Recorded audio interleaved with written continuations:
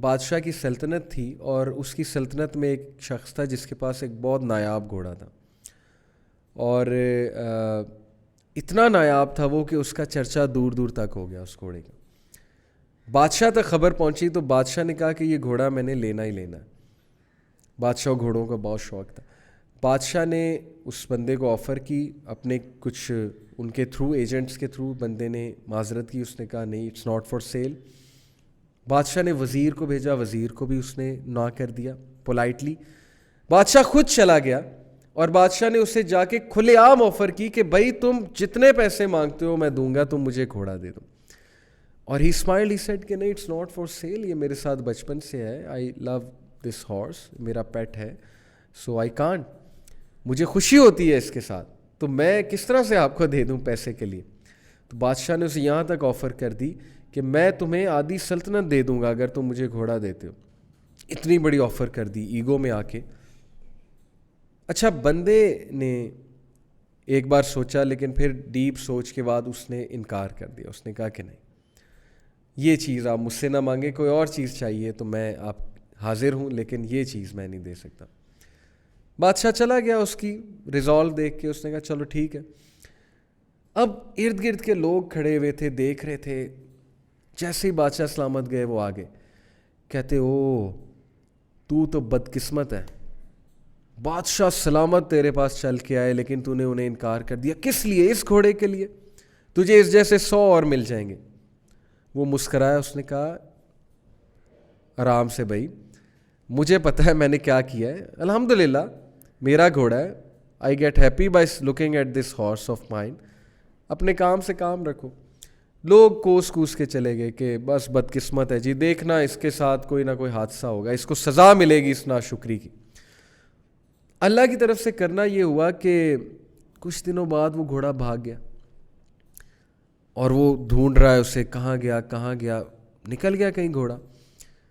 اب گاؤں والے آگے کہتے کہ اچھا دیکھا، ہم نے کہا تھا نا کہ تجھے کوئی حادثہ آئے گا تو یہ سزا ملی ہے۔ اس بندے کی پازیٹیوٹی چیک کرے، کیونکہ he was happy with himself, he knew who he was, اس کو سیلف اویئرنیس تھی۔ ہمیں سیلف اویئرنیس نہیں ہوتی ہماری، اس لیے ہم لوگوں کی باتوں میں آتے ہیں۔ ہیونگ سیڈ اٹ، اگر اچھی بات لوگ کہہ رہے ہیں تو وہ مان بھی لینی چاہیے، لیکن اچھی بات تبھی آپ کو پتہ لگے گی جب آپ سیلف اویئر ہیں۔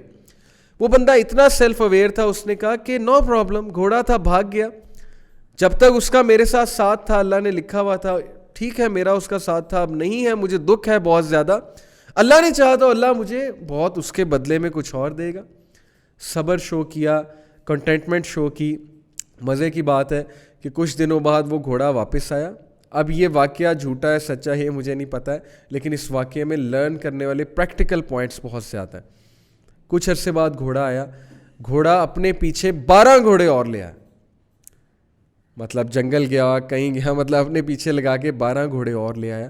اب سارے لوگ جمع ہو گئے، کہتے اوہ کمال ہو گئی یار، تو بڑا خوش قسمت ہے، گھوڑا تو واقعی بڑا نایاب ہے۔ اب ہمیں سمجھ آئی کہ تم اس گھوڑے کو بادشاہ کیوں نہیں دے رہے تھے، کیونکہ گھوڑا تو کمال نایاب ہے۔